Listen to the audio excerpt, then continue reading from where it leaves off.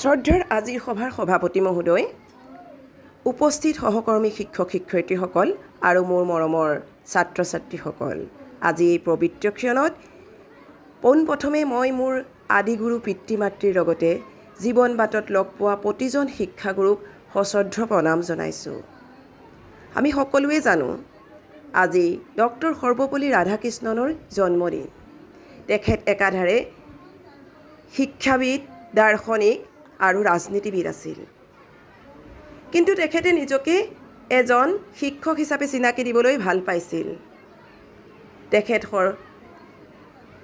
ভাৰতৰ প্ৰথমজন উপৰাষ্ট্ৰপতি আছিল, দ্বিতীয়জন ৰাষ্ট্ৰপতিও আছিল। উপৰাষ্ট্ৰপতি হৈ থাকোঁতেই 1962 চনত তেখেতৰে কেইজনমান ছাত্ৰই তেখেতৰ জন্মদিনটো উদযাপন কৰিব বিচাৰিছিল। তেখেতৰ অনুমতি লৈছিল। তেতিয়া তেখেতে কৈছিল, মই নিজকে ৰাজনীতিবিদ হিচাপে নহয়, এজন শিক্ষক হিচাপে চিনাকি দিবলৈ ভাল পাওঁ আৰু মোৰ এই জন্মদিনটো মই শিক্ষকসকলৰ নামত উৎসৰ্গা কৰিবলৈ ভাল পাম। যিকেইজন শিক্ষকৰ অপ্ৰাণ প্ৰচেষ্টাত আজি মই এই স্থান পাইছোঁহি আৰু যিসকল শিক্ষকে এই সমাজখন গঢ়িবলৈ প্ৰতিদিনেই নতুন প্ৰজন্মৰ সৃষ্টি কৰি আছে, এই সমাজৰ মাৰ্গদৰ্শন কৰি এখন সুস্থ সমাজ সৃষ্টি কৰিবলৈ অপ্ৰাণ চেষ্টা কৰি আছে, সেই শিক্ষকসকলৰ নামত মই মোৰ জন্মদিনটো যদি উৎসৰ্গা কৰিব পাৰোঁ, তেতিয়াহে মই এই দিনটো সাৰ্থক হ'ল বুলি ভাবিম।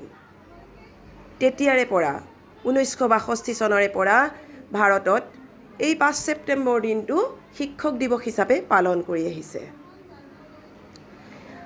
গুৰু শিষ্যৰ সম্পৰ্ক এতিয়া নহয়, বহুত পৌৰাণিক দিনৰ পৰাই আছিলে। অতীতৰে পৰা শিষ্যসকলে গুৰুগৃহত থাকি গুৰুৰ তলত শিক্ষা গ্ৰহণ কৰিছিল আৰু জীৱনৰ কঠিন ৰাস্তাবোৰ সহজতে কেনেদৰে সফল হ'ব পাৰি এই শিক্ষা এই গুৰুগৃহৰ পৰাই আৰম্ভ কৰিছিল। এতিয়াও বৰ্তমান আধুনিক সমাজতো শিক্ষক আৰু ছাত্ৰৰ সম্পৰ্ক যথেষ্ট মধুৰ। শিক্ষকে সদায় ছাত্ৰক নিজৰ সন্তানৰ দৰেই জ্ঞান কৰি জীৱন বাটত আগবঢ়াই যাবলৈ পৰামৰ্শ দিয়ে, আগবঢ়াই নিয়াৰ চেষ্টা কৰে আৰু এই সম্পৰ্ক অতিকৈ পবিত্ৰ। আমি শিক্ষকসকলক যদি কৃতজ্ঞ হ'ব নোৱাৰোঁ, তেখেতসকলক যদি কৃতজ্ঞতা যাচিব নোৱাৰোঁ, তেনেহ'লে আমাৰ জীৱনত সফল হ'ব নোৱাৰিম।